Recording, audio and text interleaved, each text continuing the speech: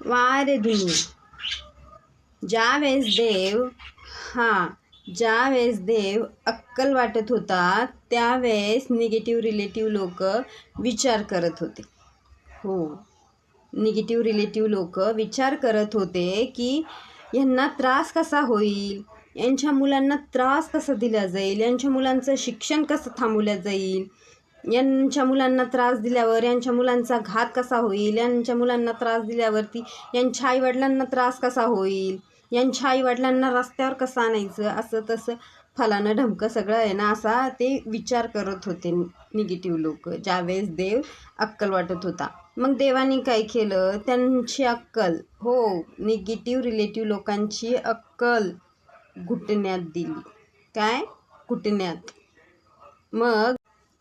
मग ज्या लोकांची अक्कल घुटण्यात असते, ज्या लोकांची अक्कल घुटण्यात असते ना, तर त्या लोकांना हा काय नाही काय हे काहीच कळत नाही, यस काय नो काय हे काहीच कळत नाही.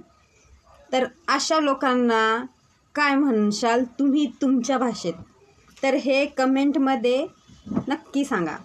तर मी माझ्या भाषेत काय म्हणते हे तर मी सांगितलं असतं, पण मी सांगणार नाही, मला तुमचं उत्तर लागतं. तर तुम्ही सांगा की घुटण्यात असलेल्या लोकांना हा नाही हे कळत नसल्यावरती त्यांना तुम्ही काय म्हणशाल हे नक्की कमेंटमध्ये सांगा.